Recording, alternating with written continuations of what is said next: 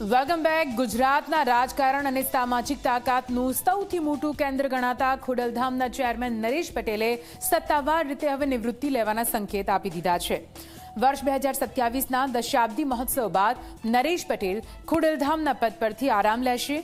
પરંતુ સૌથી મોટો સવાલ એ છે કે નરેશ પટેલ બાદ પાટીદારોની આ સર્વોચ્ચ સંસ્થાની કમાન કોણ સંભાળશે? જોઈએ આ વિશેષ અહેવાલ.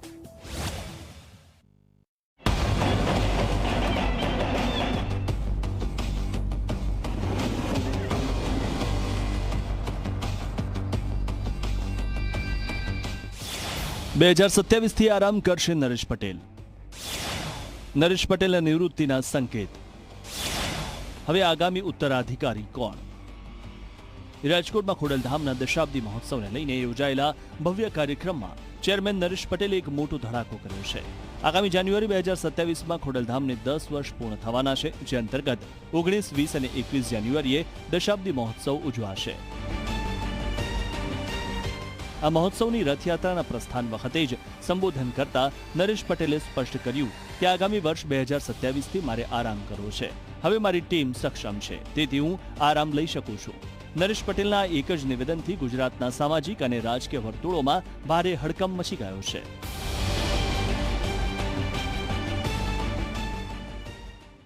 અને આ મા ખોડલના પૂરા આશીર્વાદ આપણા સમાજ ઉપર છે. ત્યારે 27માં મેં પહેલા કીધું એમ કદાચ મારે આરામ કરવાનો જ રહેશે, કારણ કે સક્ષમ ટીમ છે. એટલે હવે મને કોઈ ડાઉટ નથી કે સક્ષમ ટીમ, મારી પાસે આટલી મજબૂત ટીમ જ્યારે હોય ત્યારે કદાચ હું થોડોક આરામ કરું તો પણ વાંધો નહીં.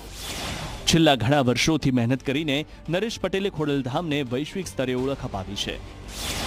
એટલું જ નહીં, પાટીદાર સમાજને એક તાતણે બાંધવામાં નરેશ પટેલની ભૂમિકા સર્વોપરી રહી છે.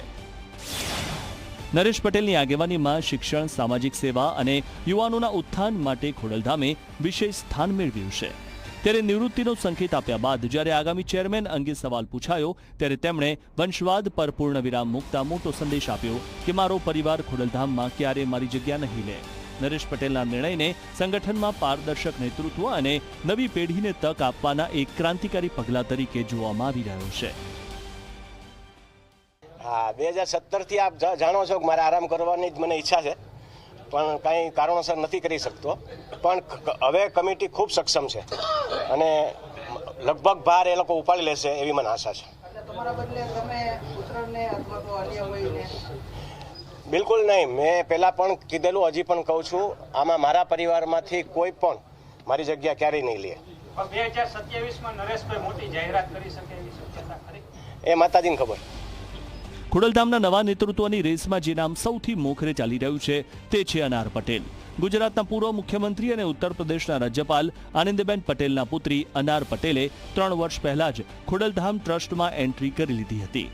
અગાઉ વિધાનસભા ચૂંટણીમાં વડોદરાની મંજલપુર બેઠક પરથી તેમની ચૂંટણી લડવાની જોરદાર ચર્ચાઓ હતી, પરંતુ તેમણે ચૂંટણી લડી નહોતી.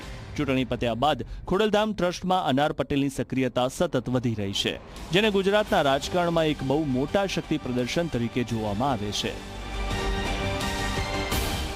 એ લોકો સક્ષમ છે, એ જવાબદારી સંભાળે જેથી હું આરામ કરી શકું. બીજું, એમનો ડ્રીમ પ્રોજેક્ટ કેન્સર હોસ્પિટલનો ચાલે છે, તો નરેશભાઈ એમાં વિશેષ ધ્યાન આપી શકે આ જવાબદારી થોડી ઓછી કરીને એવો એનો ભાવ હતો. અને 2027માં જે વાત કરી છે, તો દશાબ્દી મહોત્સવ 2027માં આવે છે, એટલે પર્ટિક્યુલર 2027નો ઉલ્લેખ કર્યો છે, નહીં કે બીજા કોઈ એંગલથી 2027નો ઉલ્લેખ કર્યો. ગુજરાતના રાજકારણમાં એક કહેવત છે કે ખોડલધામ ધ્રુજે તો ગાંધીનગરની ગાદી હલી જાય. નરેશ પટેલે પોતાનો રસ્તો સાફ કરીને આડકતરી રીતે અનાર પટેલ જેવા સક્ષમ ચહેરાઓ માટે મેદાન ખુલ્લું કરી દીધું છે. હવે જોવાનું એ રહેશે કે 2027ના દશાબ્દી મહોત્સવના મંચ પરથી જ્યારે નરેશ પટેલ વિદાય લેશે ત્યારે પાટીદાર સમાજનું સુકાન કોના હાથમાં સોંપાય છે અને તેની અસર 2027ની ગુજરાત વિધાનસભા ચૂંટણી પર કેવી પડે છે. સાહિલ સપ્પા, ઝી મીડિયા, રાજકોટ.